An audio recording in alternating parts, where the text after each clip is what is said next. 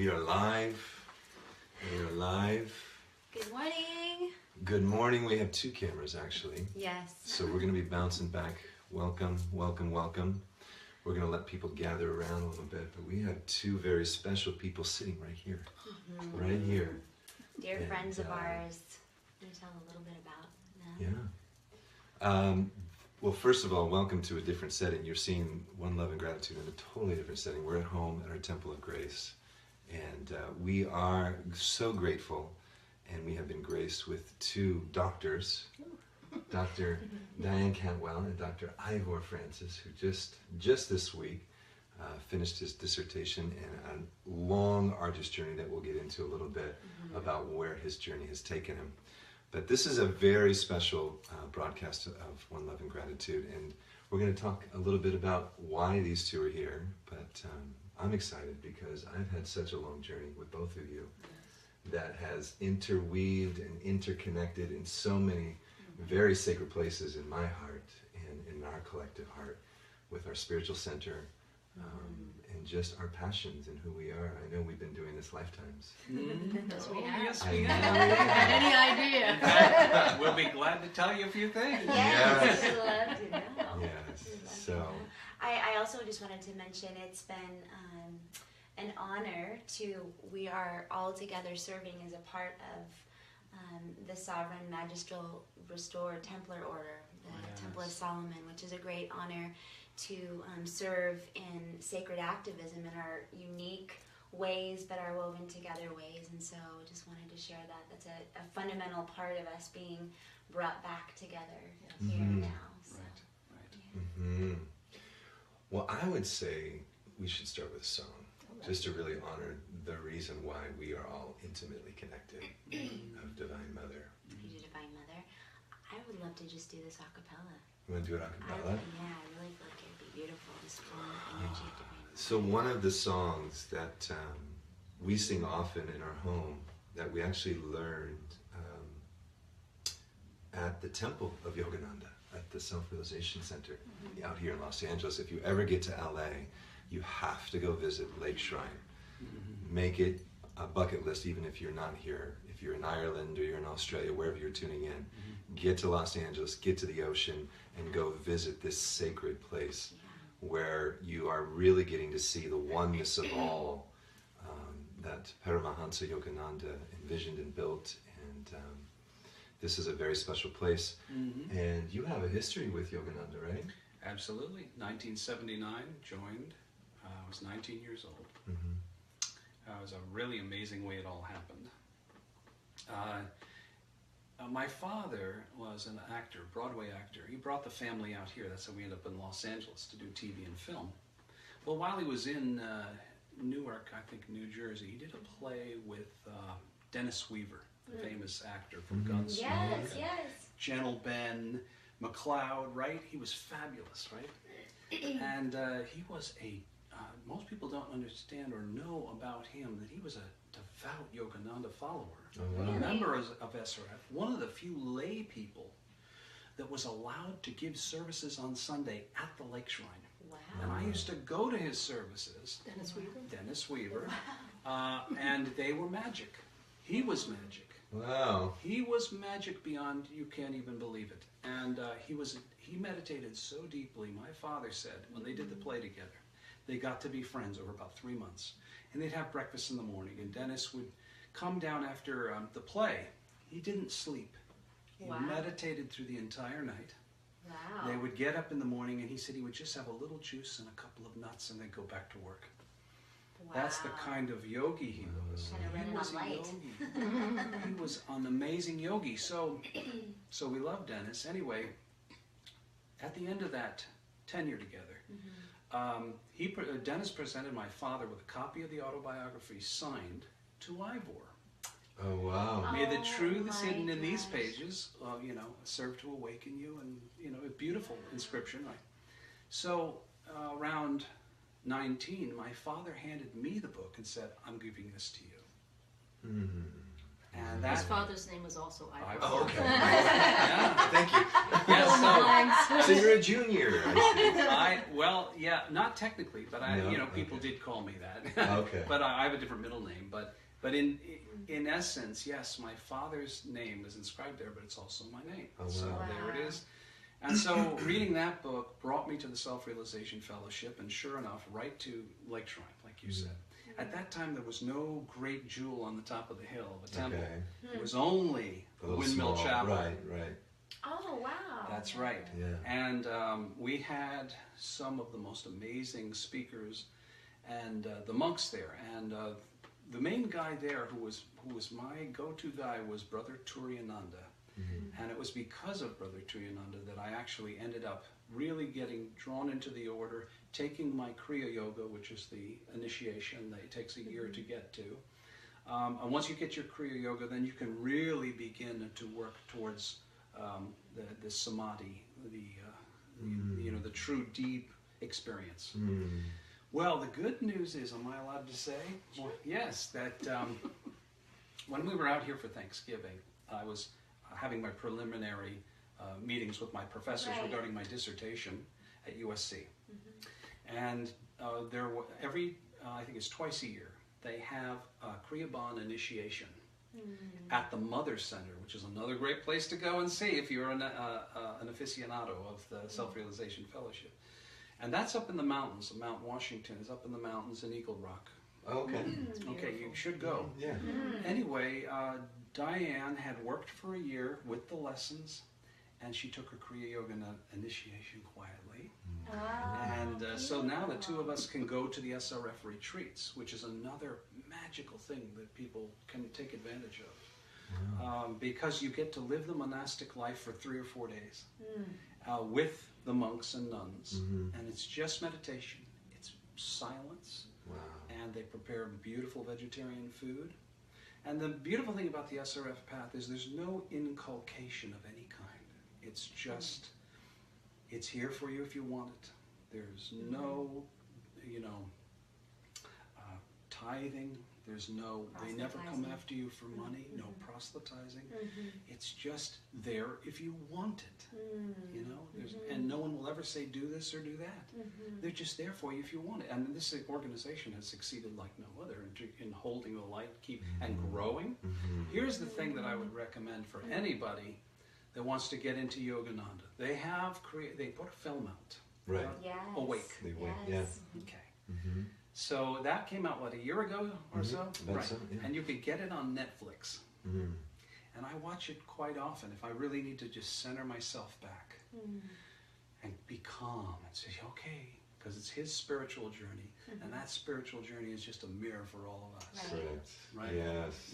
Yeah. Yes. So that's, in a nutshell, that's my SRF experience there. Well, both of you have had a breadth of experience that's brought you to this now moment. It's been quite amazing, especially in 2012 when the magic really happened. Right. That's true. We've been talking a lot about 2012 actually the last few days. And it really did happen. Ivor actually in 2012 is dying of advanced Lyme's disease. Wow. And he asked me as a practitioner to come and do a spiritual mind treatment to help him in the healing process. For 3 weeks before I saw him, he couldn't eat, he couldn't drink. He was doing a Klinghardt method, which was creating a die-off of the Lyme bacterium. Without antibiotics. Without antibiotics. He was doing it the natural way. And he was basically practically comatose. And it was so bad with the die-off. But what happened in that moment, in those 3 weeks when he didn't eat, he was basically forced fasting. So after those 3 weeks, when I came over to give him the spiritual mind treatment, I said, I have a theory. If I put you in hypnosis first, I had just signed up with the Hypnosis Motivation Institute in Tarzana. And I said, I have a theory that if you're more open and receptive to hear the prayer, to be receptive to the prayer, that a healing will take place. It'll be an easier way for the healing. So for our audience, what is a spiritual mind treatment? It's knowing the truth of God within you, that we are all connected, we are all one. There is this divine universal presence that is in, through, and around every single one of us. And that we tap into that divine presence, that let it manifest in our life. Okay. So that was my theory, put you in hypnosis. And it was interesting when I left. Should I tell the whole story of what happened with us? Yeah, I think we're going to get into that. Yeah, Okay. definitely going to get into that. When I was leaving Ivor's house that day, and it was a house that Ivor was staying in because his friend's mother had died. It was in Manhattan Beach. And his friend said, my stepfather, who's 90 years old, he's in perfect health, it would be nice to have a companion in the house. And there's a grand piano upstairs, and it looks out over the ocean. Would you mind staying with Dean? And Ivor goes, of course. So I needed a place to write my dissertation. He had been there for a year already in this house. So I had to set the scene because it wasn't his house. The day that I gave Ivor the treatment, as I was leaving, I walk out. I practically took a step out the door and backed up. And I see this old bookcase that was filled with old paperback books. And I saw a book that caught my eye, the title. It was called Master of the Mysteries. And I pulled it off, and there was this much dust, and and the dust blows everywhere. Yeah, like a scene in a movie. Sparkles in the air. I love I it. said, can I borrow this book? And I was across the room, and I held it up. And he said, what do you want that for? It looked like a picture of Houdini. But Yeah, I'm like thinking, what does she want a book on stage magic for? I know what she wants. She wants to know about hypnosis and ancient wisdom. I wanted to see if there was a connection, how far back I could trace hypnosis to the beginning. And that was really my reason for seeing Master of the Mysteries. I thought, maybe there's something in this book. So it wasn't, and I was, what do you want that book for? Why don't you go upstairs? There's a whole library of hardback books from the woman who had passed away. Wow. It was her house. She was the editor for Devors and Publishing. Devors and Company was a publisher of amazing spiritual books. You can still go into the stores and you'll find that publishing company on many great titles. Wow. Yeah. And he said, what do you want that for? Go upstairs and get one of those nice books. I go, no, I want this book. So I go home, and it stayed on my bookcase for 3 weeks over my head in my bed because I was too busy to, you know how you collect books and you never read them? Right. It was one of those. Osmosis reading. And 3 weeks later, I wake up at 3 o'clock in the morning, wide awake out of a dead sleep. And I was awake for 2 hours. And I'm like, that's weird, because it never happens to me. I'm twiddling my thumbs. What do people do when they're awake in the middle of the night? I get a call from Ivor the next morning, and he says, Diane, something really weird happened to me last night. He said, I was awakened at 3 in the morning. I said, I was too. What time were you awake till? And we're just friends at this point. He lived in one part of the city, I lived in the other. I said, what time are you awake till? And he said, till 5. I said, I was awake till 5 too. What happened? And he said he fell asleep and he woke up thinking he left the lights on. There was a light in the room. And when he woke up, there was this gold light at the bottom of the bed. And you could tell that. Well, the experience, I mean, it's a deeply personal experience. But essentially what happened, I think, is that going through that fasting period, excuse me, and having spent all those years meditating, this was like critical mass. This was the moment. This was the moment something was supposed to happen. I had been told by a wonderful healer and psychic named Gina Gidio, and another great spiritual teacher of mine, Michael Bookbinder, back in my 20s, that your life doesn't really start till later in life, much later in life. Until then, you're going to be learning a lot. But all of that will get used, but not till the alarm clock goes off in your life. And it won't be for a long time. But when it does, your life changes and boom, it all gets used. Everything gets used. Well, this was that moment. Didn't have any idea at that moment, but I did. But this is, in retrospect, that's what happened. So the gold light appears. It's about 3 o'clock in the morning. As I open my eyes, it's like the lights aren't on, but this light is so powerful. So I figure, having meditated for a number of years, I had seen light before in my bedroom after the death of one of the monks at SRF. Wow. And who I'd been close to. So I thought, well, maybe this is him. So I get up in meditation position because you can feel that it's beautiful, benevolent light. This is nothing to be afraid of, right? So I just sit in meditation and I'm thinking, you know, meditating to see if I can tune into Brother Bhaktananda. And I'm tuning into Brother, and then all of a sudden, this loud voice, good evening, my name is Manley Palmer Hall. Get a pen and paper and write down everything I'm about to say. That fast and that clear. Now, this is a voice that you're hearing psychically within your head. Sure. You know, it's not talking to me. Have you ever heard a voice like that No. prior? Not that clear. Not clear? Not that clear. And I think that's what the magic of the fasting was. Mm-hmm. Is that like, oh my God, you are really receptive now. Mm-hmm. Just like a live wire, like an antenna. Mm-hmm. So I hear this loud and clear. Well, lo and behold, I have my legal pad by the bed because I always kept it there in case I got ideas for music or lyrics, songwriting in the middle of the night. So this is a Neil Donald Walsh moment here. Oh, I guess so. I guess so. Well, he talks directly to God. I was Right. talking to this guy who said he was not Manley Palmer Hall. And now here's the thing. I had heard that name, and I heard it in circles of the occult. Right. And I was concerned because in SRF, when you really take on Yogananda, you kind of stay within the reading, within the organization, you, specifically so as to not take on any extra extraneous Right. vibrations. You want to stay clear and focused, and it's really about the ascension process through meditation, right? So you're not encouraged to read outside, right? So so when I get Manley, inwardly, I'm thinking, wait a minute, isn't this occult? So a little a fear comes in there, but I just take it down anyway. Because that word is scary. It is a. But all it means really is hidden. Hidden. Right. Right. Right. We know But that's that the now. thing is we're taught to stay Yes. in Yes. The the box. crib. Yes. Don't go outside the crib. That's right. That's scary out there. That's That's the right. unknown. That's That's the right. mystery. It's precisely now. The denotation of the word is hidden, of course, Mhm. right? In medicine, a doctor will say that disease is occulted, meaning we have no symptoms. Right.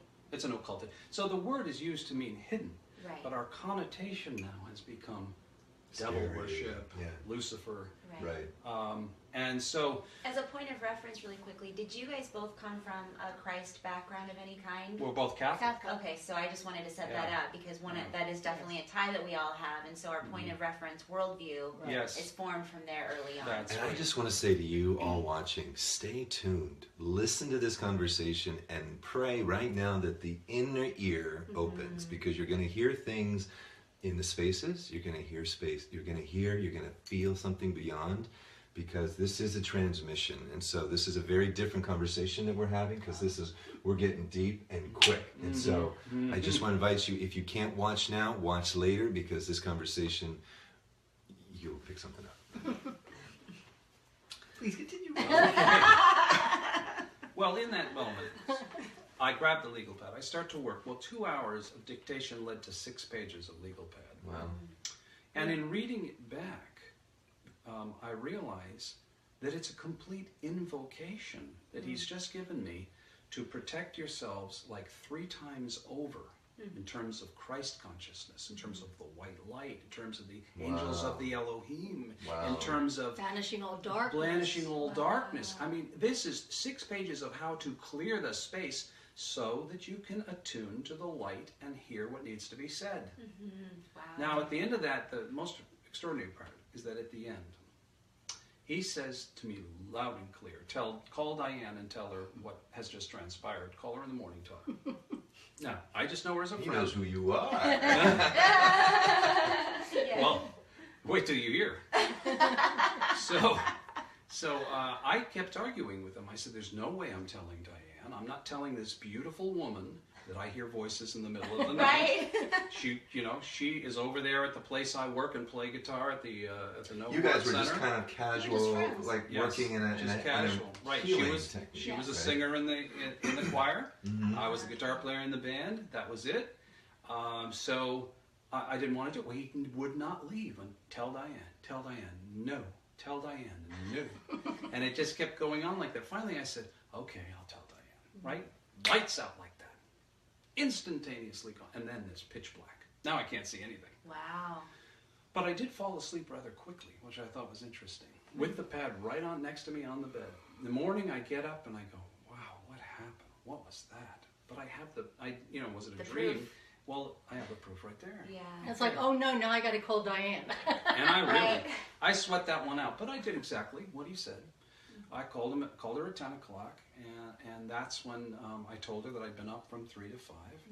And she said, I was up from 3 to 5, right? So here we are. Tell me everything. Tell me everything. Listen, what were you doing up at 3 to I 5? watch TV. I'm like, what do people do in the middle of the night? I had Do you no wake idea. up normally at 3 No. o'clock? No, I had Never. no idea what people do for 2 She hours. sleeps like a log. You just couldn't go back to sleep. No, I was totally wide awake. Okay. When he called you, were you receptive to what he began to share? I mean, was your curiosity piqued? Oh, absolutely. As soon as he told me he was awake from 3 to 5, I go, I'm awake from 3 to 5. Tell me what happened. Yeah, I want to know why I was awake from 3 to 5. Right. Maybe this has something to do with it. each other, yeah. So I say, well, this powerful energy came forward and said his name was Manley Palmer Hall. I go, what did you say his name was? He said Manley Palmer Hall. And I ran and I got the book that I had borrowed from blow the the dust bookcase, off. that I had blown the book, and I looked and I go, oh my God, this is the biography of Manley Palmer Now, had Hall. you had ever heard of Manley? I'd never heard of anybody She'd or never anything. had no idea. I was brought up Catholic. I knew Right. nothing about chakras or auric fields. I knew nothing about anything in that area of the occult, Right. the Right. hidden. But you want to know something amazing about that book? Yeah. Not only does it tell the biography and story of Manley Palmer Hall, born in 1901, Canadian, coming here as a young man to Los Angeles and having his whole career as this amazing metaphysician and philosopher. Living 89, 90 years old. Yeah. But he also tells the story of Ernest Holmes. They were friends. And all of the Yogananda and all the spiritual people that just all happened to be here early 20th century. Wow. I mean, Los Angeles is the place It's the where same things, Yeah. it's where things are born in, and then it goes out into the world, especially in the spiritual realm. So, this was, amazing because she was a practitioner in the spiritual mind science, Right. which she had used on me to help heal me. Right. So it was all getting connected now. But here's the amazing It thing. gets even more bizarre. Oh, good. Okay, so she happened to pick up the biography of Manley Palmer Hall. Crazy Which enough. I hadn't read. The name looked, whoa, it's the book. What was the book called? It's called The Master of the Mysteries. Okay. So I have to now, as I realize, oh my God, I completely forgot to tell Dean, the older man who I'm living with, that I let her have one of his books. I figure it's his book. Now he feels guilty. So it's his house, so I feel guilty. I go to breakfast, he's out there making his eggs and drinking his coffee. I sit down with him, we have coffee, and I said, Dean, I have to tell you, I let Diane take one of your books 3 weeks ago. He had met her when she came over that day. Now, he instantly fell in love with her. He said to me, she can have any book she wants, they're not mine. I said, really? They're not yours? And he said, those are my wife Hedda's books, okay. And I said, okay. And then he takes his coffee and he's, I'm going to work on my food and all the rest. And then he says, which book did you give her? And I said, well, it's the biography of Manley Palmer Hall. And he goes, oh, Manley. You know Manley? He goes, no, my wife Hedda was Manley Hall's personal secretary for 12 years. Oh, my word. I said, what? I thought she was the editor of Divorce and Company. That's all I ever knew. No, back in the 60s. In fact, she met her first husband, or her second husband there, George Lark, who was Manley's personal librarian. For like 30 years. I said, well, that's interesting. I've never seen any Manley Palmer Hall books upstairs in the metaphysical library. He said, oh, yeah, no, they were very close. And Dean Hedda really loved Manley. So I ran up to immediately, leaped up the stairs to the upside. And I said, there's got to be some Manley Palmer Hall books here. I've been through these books. And I go through and I can't find one book. Wow. But I realized I never got on the ladder and looked at the top shelf against the ceiling. So I got on the ladder and I went up to the top ceiling, a bookcase, and oh my God, there they are, like 100 books. And I pull them all off, and they're all autographed to Hedda and George. They're autographed by Manley. Wow. It's a collection, including rare things like proofs of books Wow. with his notes in them, his tarot cards, Wow. his big book, which only like 550 of the King Solomon edition were ever King Solomon, isn't that interesting? Isn't that interesting? The Solomon edition, right? The Rosicrucians King Solomon edition. Is this the book that it's a huge book Yes. that's in the Theosophical That's the Society? one. Oh my word! called When The we were Secret- there, You're we thinking were of Wisdom of the Ages. It's called The Secret Teachings Secret of All Teachings of Ages. All Yes, yes, yes. That's the Sitting one. in our library. Yes. Yeah. I mean, this is a must for any metaphysician. Yes. You have to have this because the history of symbology is really the history of mysticism. Right. I mean, it's all there. Yeah. And Manley knew that, and he had created this amazing original coffee table book, right? And Wow. by the way, Wow. typeset. Wow. Wow. That book has been, I just have to share, that book has been, because I went in our back library and I saw it there. I'm like, and it's just this week, I'm like, we need to pick that up and go through that again. Yeah. So Yes. thank you for bringing that book back to our awareness. Yes. Yeah, and there's so many, it's an encyclopedia. Yeah. It whets your appetite. Now, Yeah. if you go into Manley's further books, he expounds upon many of the things he talks about in there. Mm-hmm. So he many crafted subjects. that book? Yes, he wrote it. He wrote- 27 years old. He wrote, 27 years old. Yeah. he wrote that book. He toured all of Europe. And he brought back all of this knowledge for about 3 years. He brought it all back. And guess what? Ancient wisdom. Ancient Yeah. wisdom. Pulled it all together. What a task, right? And he read voraciously. Mm-hmm. Well, what he did is he went to the San Francisco publisher, I think, to get this book published. And they said, well, we'll do it if you can get the typesetter from the Vatican. Oh my gosh! And he did. Of course. Wow. Wow. So if you see the original book with the full color plates, there's other books, other versions that are smaller, but Sure. if you The get big one. the original big Yeah. coffee table book. Which you'll find at a Theosophical Center. Right. We did. Remember, Yeah. it was over in the corner. It was on this Yeah. huge stand. Did you go to the one in Ojai? No. No, one we in actually went to the Police? one in Los Feliz. Yeah. Well, that's Oh, Manley's that's place. Manley's Yes, place. the Well, Philosophical we Research actually had a Society. private tour of it. They were Oh. just It it was closed and Yeah. Oh, you're so lucky. Well, the person who now runs it, at least the last time I knew, was Obadiah. yeah, Yes. Obadiah Paris. Parker. He gave Paris, us a Paris, private yeah. tour. Well, what's fascinating, here's how it all pulls together, is that he actually was one of the top picked practitioners or ministers by Ernest Holmes. Yes. So he's an Ernest Holmes guy. Yes, Who's he now told running. us. And he tells great Ernest Holmes stories too. Yeah. Yes, he did. But he's an extraordinary man. I don't know what he would think about Manley coming to talk to us, but Right. we don't go running over there telling him. But Right. but at the same time, it was just such a profound and extraordinary experience with so many synchronicities, and that's just the beginning of Yeah. what we're That telling just you. sets the Right. stage for That what sets the happens. stage Right. for the next year and a half. Wow. This is 2012. Yeah. This was in January of 2012, January When- 30th, when I When first Manley went. first visited When was Manley 2012? it was February 24th, 2012. Okay. And then right after that, Ivor and I were doing a recording session. Mhm. Ivor had written a song. He wanted me to record it. We were at his recording studio in the valley. And he says, and he pulls out the 6 pages of the legal pad. And he says, they used to put Edgar Cayce into hypnosis, the great American mystic Edgar Cayce. They used to put him in Who they hypnosis. called the sleeping prophet, by the way. They would put him in interesting. hypnosis and then he would channel. He says, you want to try it? I'm like, heck yeah. We ran over to my apartment in Studio City.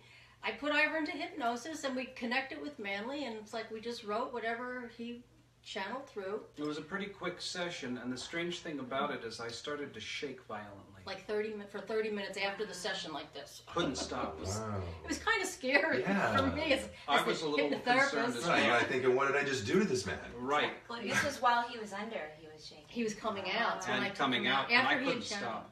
So she started rubbing my feet. She started giving me coffee and some food, and we just He was just shaking. It was just finally. scary. But it was interesting because was it at the end of that session that they came through and say, "Excuse the vibration."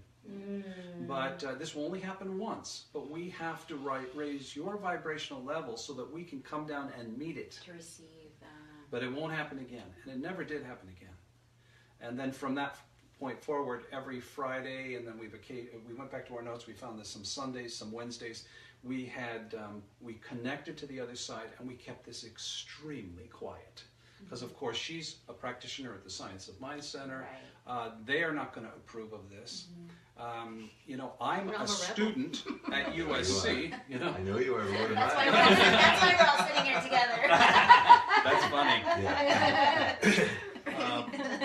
We're the bad boys of rock and roll. Right. But Well, here's what happened. So every week we would do a channeling session just for fun. Yeah. We didn't ever have time to check on any information. It was just, instead of watching a movie, we would just channel. It was just fun to see what came through. Yeah. About 2 months after we had been channeling, Manley comes in and he says, I want to yield the floor to Annie Besant. I'd never heard of Annie Besant. I'd never heard of Manley. I never heard of any of these people. And then I remember Ira going, oh my gosh, her energy feels so different. She feels like gossamer pink. And then Annie comes through and she says, read my books. And I said to Ivor, well, I hope there's an Annie Besant. I hope she actually wrote some books. Because at this this point, is the moment of truth, right? If they're telling you to do this stuff and it isn't for real, then you're off in your imagination. Sure. Right. So Yeah. it was just kind of fun, but we never really had concrete proof of anything until Annie Besant. And then she starts coming through telling us about these things called thought forms. Okay. For And so- 6 weeks, every session was about these things called thought forms. So thought forms are basically, according to Annie Besant, they were these energetic structures that you think something over and over and over again, and it churns up the mental matter, and it actually crystallizes into a shape In your auric in field. your As I auric said, field. In your field. Okay. Yeah, which is really the expanded view now of consciousness. Right, because we have many bodies that people Yes. don't know. We have our physical, we have our mental, our emotional, Yes, and yes. we have our etheric bodies. Exactly. Right. That's right. So these thought forms crystallize where Right, specifically? where- Well, I can Which tell you. one? I can tell you fairly specifically. A thought form is the combination of a structure and tone or color. Okay. A shading, tone, or color. Well, strangely enough, that's how a painter creates paintings, or somebody who can draw creates drawing.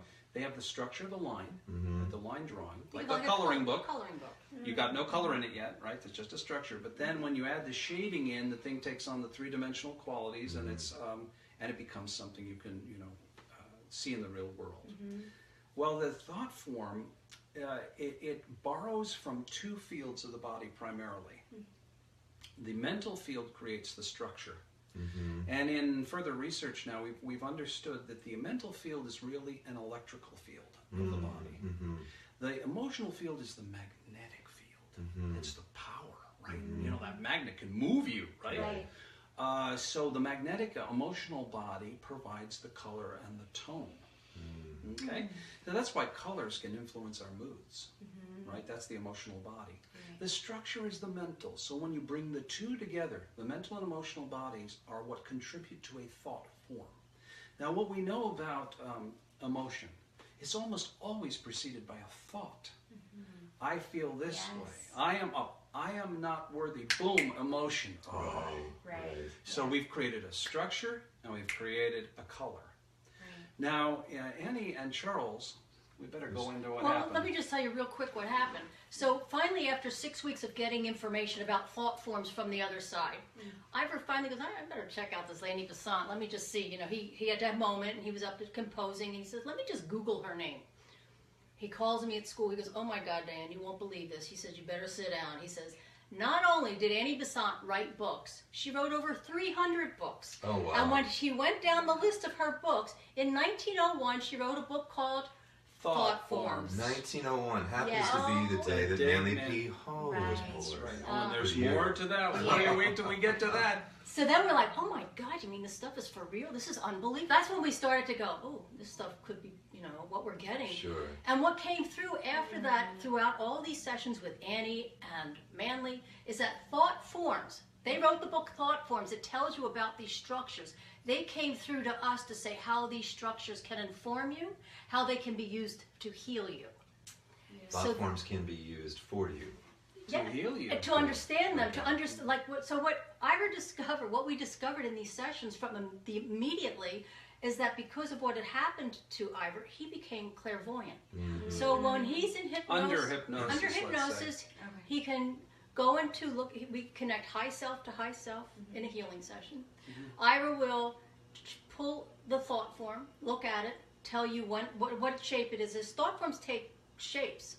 that reveals something. It could be the shape of a snake.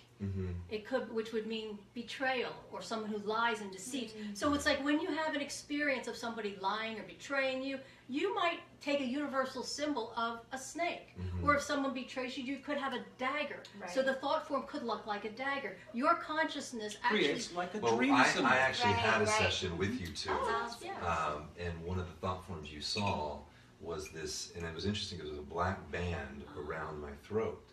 And I had some kind of block around really speaking because for my own journey, I'm not attached to it, but somehow my voice, sound, was used to hurt, to harm. And so somehow I said, no more. Right. This voice will not be used to harm anybody.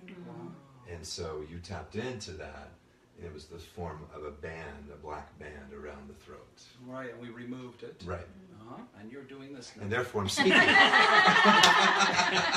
And singing, I might And add, singing right? again. Yes. Yes. Which is wonderful. Yes, Yeah, yes. I must say you are wonderful with technology and sound too. Oh, It's thank always you. such a Thank joy you. to have you engineer the wonderful performances we've all been part of. Thank you. He is Thank an you. amazing listener. And an amazing DJ. Am I allowed to say that? Yes. Okay. Yes, thank Yeah, you. yeah, yeah, Yes, yeah. yes. Thank you.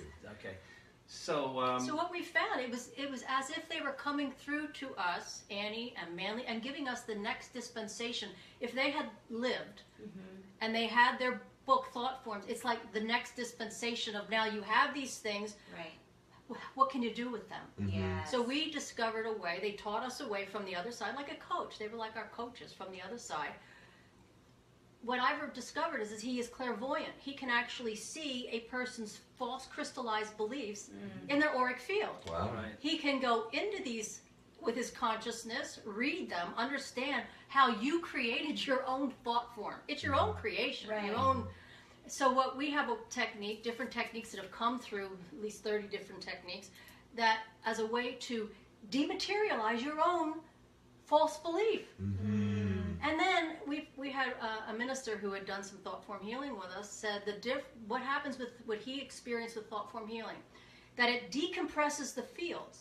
As Ernest Holmes says, you're carrying around like the dead corpses. It's your false beliefs that you're carrying around, and they're actually your thought forms. Right. Your false beliefs are not here in the middle of your head, the gray matter. It's in your auric field. Right. That's why when you go into a situation, into a room, you go, "Ooh, just to feel the negative energy. If somebody's angry, I can feel that," because you're actually feeling we're all energetically connected. We're all one. Right. So, and as far as relationships, you are actually, what we have found when we work with couples, well, we'll do one-on-one sessions, but Ivor and I will compare the session notes with a couple.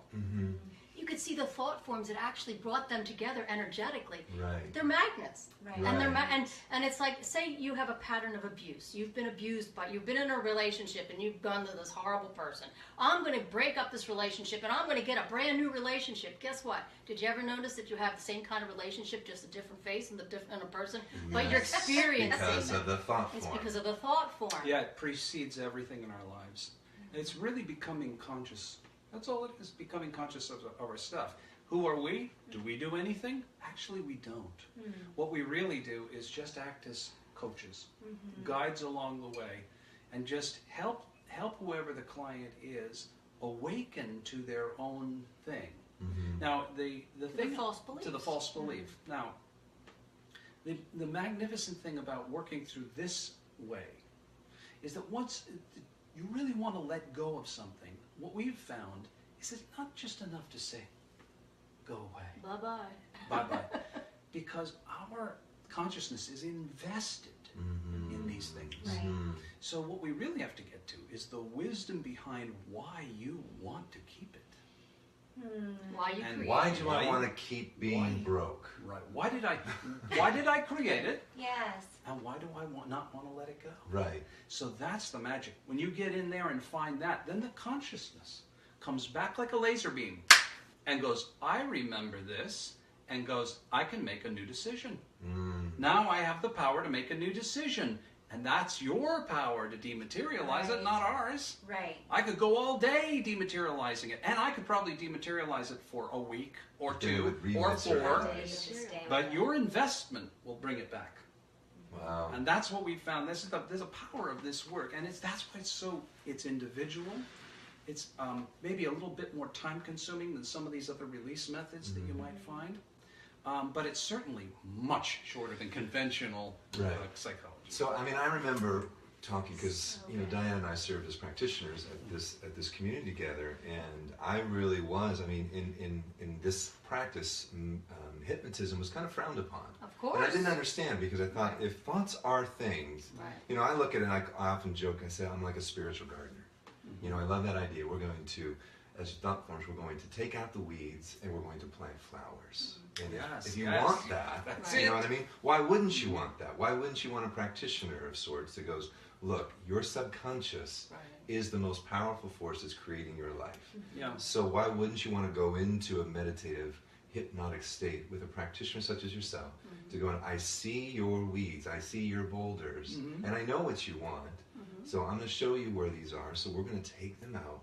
And what you're doing is coaching them, showing here's the beautiful flowers you want to plant, right? That's right. And so water those flowers, water those, and watch your life transform, right? Well, I was just going to say, I think part of the fear is that it's always that mystery of the unknown. We started with the occult. And the hidden things are things that we are resistant to by nature, I think, especially when we come from this society that is based in Judeo-Christian traditions, where we think that going into these mysteries But what's fascinating is that everything around us is invisible. Right. The airwaves, your computer, your phone, everything. How things even work, how a plane flies. I mean, everything is based on the invisible. And yet we're taught, not good. Not good. You're only here. You're your physical body and you're nothing else. Right. That's now in defense. Programming of that. Yes. Can I say in defense of say spiritual mind treatment, science of mind, SRF, and these things, who do not encourage going into the occult realm and dealing with this stuff? There's a very good reason. I wouldn't encourage them. I wouldn't encourage just anyone. And you cannot put out, this thing like it's like telling somebody to run into an intersection with a blindfold on. Who has never had any spiritual, real spiritual connection or real spiritual awakening. It is irresponsible. So these people, what their jobs are to teach you exactly what they do teach you, which is how to think positively, how to create your reality, all the rest. But at some point, you might feel that it's necessary to go look in the dark or dig in the dirt, as Peter Gabriel says. Dig in that dirt to expurgate those things which are holding us back. And it's not for everyone. It's for those who are ready for it. We grow precept upon precept, and as we look back into our fundamental teaching of Catholicism or whatever that is, it's a foundation that we grow in those early stages. And the Apostle Paul talks about it, about being ready. We're at a stage in our life where we are ready for milk. And then we graduate to being able to take on the food of spiritual maturity, where we're more proactive in our own spiritual journey. And that sounds like what you're saying. That is so beautiful. I love that you reference St. Paul, because I just have such an affinity for that part of the New Testament now. What a deep mystic. God, Amazing. Just loving that. And so much we could talk about in terms of the Bible, and the God of the Old Testament, God of the New Testament, the yugas and the cycles. So, what's coming up for me, and is that, and we talked about this before, because here we are in a new era. We just had the inauguration. We're in the Trump era. The Trump has sounded. Right? Trump has sounded. Yes. Wow. With Paula White at the very end. We are in the most auspicious time as a nation. We were just talking about before on camera about just the founding fathers of their vision of America. So beautiful. And it is the Constitution, the Declaration of Independence. These are beautiful treatments of a vision that was, I believe, from a divine dispensation. And we had the great honor of meeting a Marianne Williamson, and who was very active. She even, I think, ran for Congress. Yeah, 33rd district, by the way. district. Okay. Yeah. Okay. And she is an extraordinary, powerful woman. Yeah. Okay, you really get her energy. She's a We may be having a conversation with her on Wednesday. Oh, actually. she's beautiful and wonderful in every way. Okay, so in talking with her, I happened to say to her, because you were talking about this, I said, I think that this Constitution and the Declaration of Independence are the two most spiritual documents ever written. And she said, yes. Yes, it's true.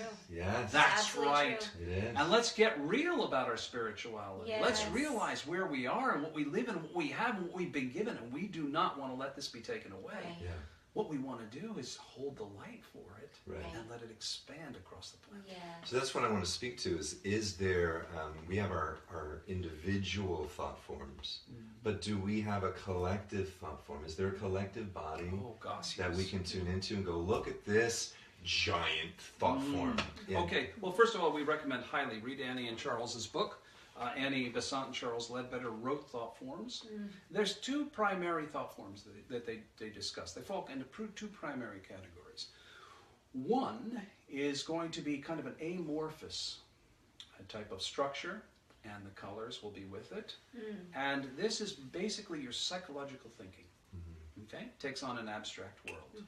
And really, if you think about it, this is what comes forward at a time when psychology, Freud, Jung, when abstract art, Kandinsky, Gorky, the Russians who brought forth the first abstract paintings. This was a revolution. Right. What would you realize that Kandinsky, do you know where he came up with this? Guess what book he had on his desk for 20-something years? Thought forms. Wow. Theosophical training. He was painting the thought form world. Wow. Wow. It's the psychological realm. The 20th century was the journey into the psychological. Okay? So those are the psychological thought forms. Then the other type of thought form that we get, that Diane was just describing, is the symbolic, like the dream symbol. These are easier to understand because they're archetypal symbols. Right. Now, sometimes your archetypal symbol will have a connotative. This means that you have your own meaning for it. And we have to go a little deeper to get that. The psychological thought forms, a little deeper to get at. This would be a kind of a psychological thought form that we removed. So you have to go deeper to get the wisdom on those. So in any event, what happens here is that we have two different ways to look at thought form. And we encourage anybody to go back to those books. And you will really get an understanding of how now this can be used to as a healing modality because it provides access to your memory banks. Yes. Yes. Now the thing I really want to say, do we have enough time? Yeah, Yeah, I okay. think it's so appropriate that Somewhere Over the Rainbow is It's playing. And We're Diane, activating our rainbow body right Right. now. and Diane sings it so beautifully. I know you're a beautiful singer too. So what I really want to say is to tie it in with what you were talking about, is that we have to go back to the true mystery that was held within not just the Templar order, but orders before this and mystery schools before this. And that was the knowledge of the greater year, the greater cycle, the 25-something thousand year cycle. Manley talks about this.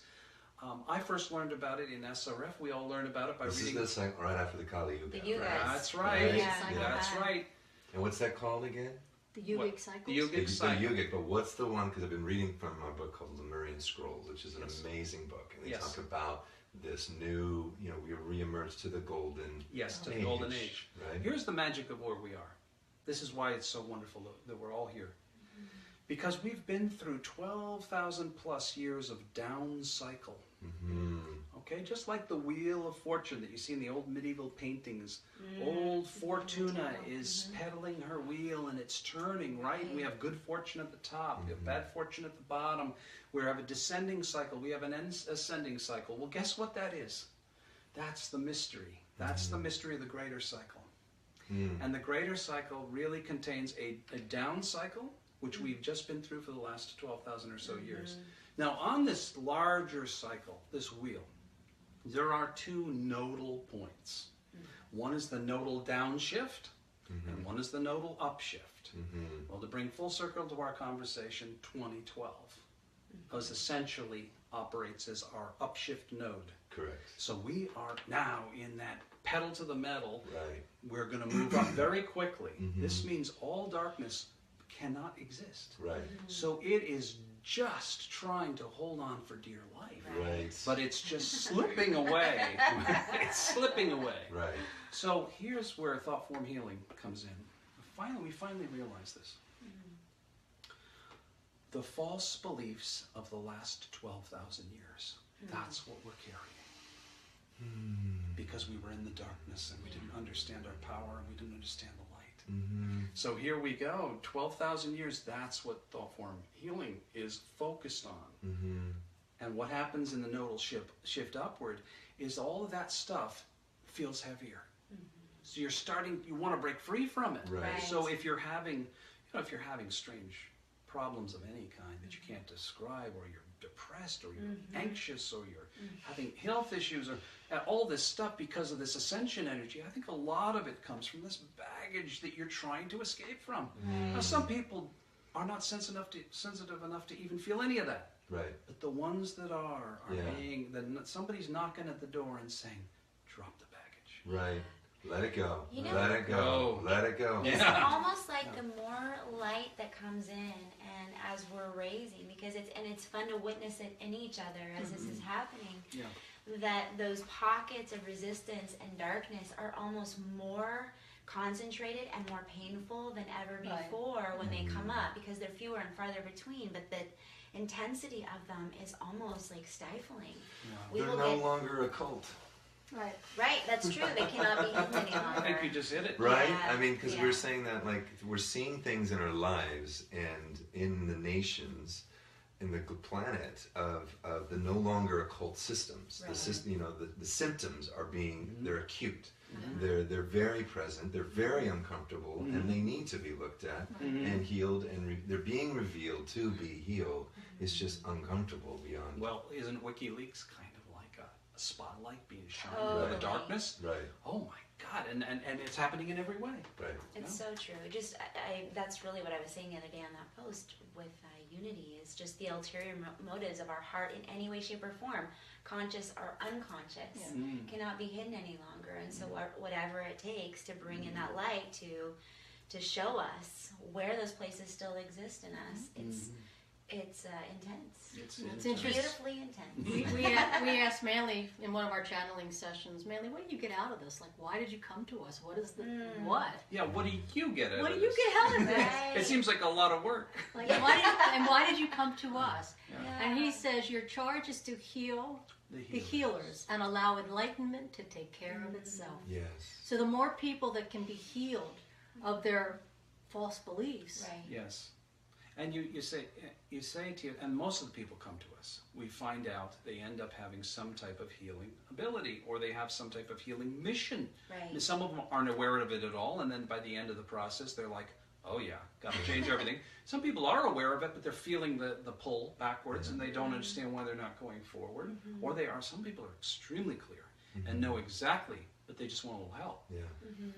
Well, I honor you both, because I've seen you both. I watched you both come together, in your individual lives. And, I saw Ivor as he was just a guitarist in the band, going, wow, he's a true Jedi, actually. Didn't know about this man. And just what you're doing as a couple, what you're doing as a dynamic duo. Heather and I just look to you both and so honored to know you and to witness your growth, and knowing that you've just birthed out of a stage, a journey that I know that, it's about to catapult you both into in places and spaces and faces that are yet to be seen, that'll be impacted by your work. And so you can find more about these two. Is it thoughtformhealing.com? Yeah. And this is an ancient practice, but it's kind of new to most people. I think so. I want to say one thing. In the book Thought Forms, we learned about Annie and Charles went back to ancient wisdom, and they brought information forward from the east to the west about these things called tulpas. And it was what the magicians used to use, the Tibetan mystics would use to churn up the mental matter, and basically the magicians would have these thought forms do their bidding. Well, we are all unconsciously creating thought forms. We just don't know it. We're not aware of it. It's the unconscious part that's scary.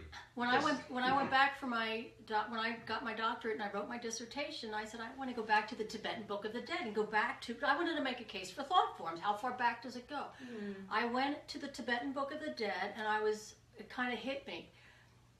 It was written. The book Tibetan Book of the Dead was written in the 8th century by a mystic, and he was the mystic who brought Buddhism to Tibet. And they believe in the afterlife, they believe in reincarnation, they believe in the journey of the soul. So he wrote this book to help navigate the afterlife. And it's a journey that takes place in over 49 days. Someone reads the book, the Tibetan Book of the Dead, to help the soul journey in the afterlife. And what fascinated me was that in the third, there's 6 levels, 6 states, 6 Bardo states or levels. In the third level, it says your mental body begins to reemerge. So you drop your physical body when you die. But everything you are right now, you take with you into the afterlife, and you bring back into your next lifetime. In the third stage of the Bardo, your mental body begins to reemerge. And it says, "O noble one, do not be terrified of the sights and sounds that you are seeing. These are your own self-created mental constructs. These are your own thought forms." And I go, oh my gosh. And that is in the recently retranslated version of the Tibetan Book of the Dead, which has the introduction by the Dalai Lama.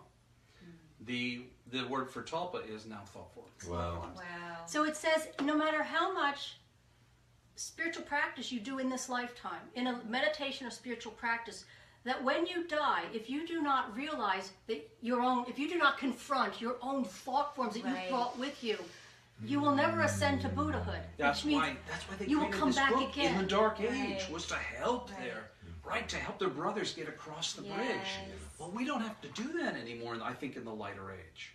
I think we're going to become far more conscious. At a certain point, thought form healing won't become as necessary. I think we'll all be able to see it, feel it, understand it, and immediately deal with it. Because we're going back into the light. But right now, we're making that transition. So I think maybe that's why this comes to us right now. Manley also made it clear, I'm not only working with you, we love you, but I'm working with people around the planet that also have similar abilities. And helping activate them in whatever way they can serve the light as well. Yes. Thank you for saying that. Because I think there is sometimes a tendency when we're getting the greater messages or whatever to associate it with just ourselves. And the ego attaches to that stuff so easily. And so I appreciate your humility in operating, the gifts that are coming to you and serving with them openly and sharing them so freely. Thank you. It sounds a lot like ayahuasca to me. It's interesting because this summer we were in the jungles doing ayahuasca ceremonies, and actually that's where we were both definitely getting the message that we were to get married in Peru on Apu Lima. We went from the jungles to the mountain, and it's interesting. Just a little fun. You might appreciate it. 6 mile hike up, 6 mile back. We got married on 6/16/60. Where the eagle and the condor fly together. The eagle and the and all we paid for the whole thing was $666. Right. Oh, God, I love it. Don't be afraid. Well, let me quickly just interject that you really hit on a key point. In understanding thought form healing as we've been doing it and exploring other disciplines, we find that our work ends up being closest to shamanism. Yes, totally. It is. Yeah. And we call ourselves urban shamans. Yes, and that Mother Earth because we don't like camping so much. This kind of a process with us. I mean, these are what the Peruvian shaman or the indigenous shaman know, that there are plants, that Mother has provided things for us to help facilitate us confronting these thought forms. Because you have to go into the altered state. That's it, and they show up as these frightening, symbolic pictures. You're seeing your thought forms early, and these shamans, they might go in with a rattle or a wand, a crystal or something. they have the vision. Mm-hmm. They're working with your thought forms, Right. and they can do the same thing. Yes. So, but it just depends on how you want to do it. Yeah. Right. Yeah. Do you want to purge, or do you want to just sit in meditation? Well, it is amazing. Yeah. I think both are absolutely invaluable Yes. to where we're at, where we are right now. Yeah. Well, I think these are ascension techniques and tools, and it is, what's coming through is that we're all going to ascend, and either you're going to go in kicking and screaming, or you're going to go in consciously awake and go, look, I'm just going to keep letting stuff go as it comes up, and you only know it's coming up because it's right in front of your face. That's right. Right. Which is why But we're doing this. Right. Because we want you guys to know that we are all ascending, and there's these tools that we have with each other that can really assist us in that process. And if you're in the dark, it can be awfully painful. We also have a video on our website, thoughtformhealing.com. Incredible video, by the way. It's about really a 50 helpful. minute. It was through the American Hypnosis Association that they recorded it, and it'll give you a lot more in-depth information. Yeah. Right. Well, cool, you guys. It's 12:11. One thing about 11 hypnosis. Did we do it? Somehow we missed the music, I'm afraid. It's okay. I think we've created our own music in this process. And you know what? We would love to have you guys back because there's so much to talk about. There's so much more to talk I about. mean, there's related like to the music, like and we then, didn't even get you into know, music, Yeah, lots to talk about. Did you want to say something? I was going to say about hypnosis, the reason I believe that there was a deeper connection to spiritual mind treatment and hypnosis is because the father of New Thought, Phineas Quimby, who healed over 14,000 people, guess what he started out as? Hypnotist. A mesmerist. Mesmerist. He became a hypnotist. Right. So when I was learning to be a practitioner, I went back to the ancients, to the beginning, and I'm like, wait a minute, they're kind of like, I felt like something was missing now. Right. And in 1926, Ernest Holmes' first book, if you look at that first book, he talks about thought forms. He talks about the psychic sea. He talks about the invisible realm. Half the book is about the psychic realm. Yeah. But I think it got taken out because of what Ivor said. It's like if people aren't ready, you're dabbling in things that you Do not want to play with. Right, the astral level, So- the fourth Yes. dimension is not a place to be playing in with No. not equipped, and that's why a lot of this stuff, the mystery schools, a lot of this stuff was not until your life was proven that you had some discipline of mind, emotion, Yes. captive of your mind. Yes.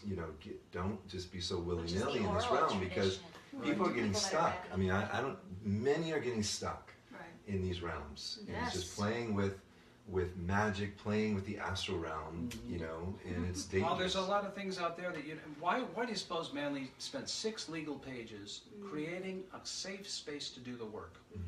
Because there's a lot of darkness out there, and you play around in there unprotected, and it's unsafe. Every session, I set sacred space. You do. I go through that Powerfully. invocation. She reads every the session. whole thing, And every session. And at the end of the session, I do a spiritual mind treatment. It's like some people have said it's like psychic surgery and spiritual rehabilitation in the same session. Pull out, get Pull rid out of the the stuff, old, and then fill fill it in with the the light of light. God. Right. Love it. Would you be open for our audience and for us here to do a spiritual mind treatment to kind of close this time off? Oh, how beautiful. Nothing like pressure. No pressure, just The most really. divine kind. Diane never at a loss for No, words. just we honor you too. Thank you for gracing us with your time and your work and your energy. And there's so much more to both of you. Oh, can I also say that I want to honor your work in working with the divine relationship, the sacred relationship. This is a relationship whose time has truly come upon the planet, and I'm sure there are people out there watching that are finding their soulmate and realizing that we didn't just get together to play. Yes. We got together to work. Yes. Yeah. And this is what happened to us. It happened to you. This is why it's so special and so magical. Yeah. And we're just so glad you're doing it. Thank you. Thank you. We do want to let everybody know we're going to be posting information, but starting February 6th, we're doing a 6-week course from taking your relationship from karma to dharma and to truly living in your dharma. And, that's what we want to be doing, not living in the same karmic cycles. And, we've probably done this karmic dance a few times. A few times. I think we're ready to be, One last little thing. Yes. Tidbit. Yes. Tidbit. Yes. So it came through in a session, and I don't think we ever told you this, but I feel like I want to share this with you. I'm sure Diane wants to share this with you. This came through maybe 3 years ago, 2 or 3 years ago. And it was before you came over for your session. There was a session in which, when Manley was coming in more fluently at that time to teach us, not so much now. You know, we're just working now. But back then when we were being taught, it was very clear that Jason had been Diane's brother in a past life. And so when they met, it was a very instant, he just began caring for her. And you've cared for both of us and helped us lift. You know, you've been there all along helping us lift, and I just thank you so much. Wow, bless that. Thank you for Bless sharing that. that. Wow. I can confirm that goes in a soul level that I don't even understand, but Deep. you know, I believe in what you're doing Thank you. fully and support it 100%. Thank you. And we believe in you. Thank you. So would you, and join us in this field of prayer. You know, this is a prayer. It's a spiritual mind treatment, as Diane says. It's really knowing the truth. There's the absolute realm, and then there's the relative realm. And what we're going to do here is just to go into the absolute realm and know the truth. Thank you. So just take a deep breath. So here's what I know.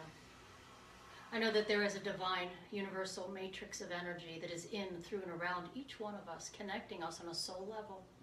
I know that today has opened up the hearts and minds of people everywhere around the world, knowing that we are all divinely connected, pursuing our divine connection to spirit in oneness. As the energy on this planet ascends, I know that we help each other, that we love each other, that we are in unity, surrounded in love. So I know right here and right now that everything we do is being divinely guided, that we are divinely protected in a grand mission to lift consciousness on this planet, not only for ourselves, but for everyone we know, so that we can ascend into the light together. Right here and right now, I know that we are loved and that we are cared for. So as we allow this divine spark of God to infuse each one of us on a cellular level, I know that this energy that is in me is also in everyone here and everyone out there. So I know right here and right now that we are loved, that we are guided, that we are supported by the energy of the universe. So I release my words with love and gratitude, knowing that it is all true. And together we say, and so it is. Thank you guys. Thank you guys so much for joining us. Jason just talked about our program that will be available on our website through Carrie Murphy, Straight Talk for the Soul, which we had an amazing time with her last week. She's an amazing. I'd love to connect you guys absolutely. with Carrie. We'll connect you to her. You would be sure. such a valuable contribution to her her lineup there. And it's at oneloveandgratitude.com. And the program, again, is Karma to Dharma, rising in love, or from falling in love to rising in love. So all right. We love you and thank you. Have a wonderful week. Until our next time together, blessings. Keep on rocking in a free world.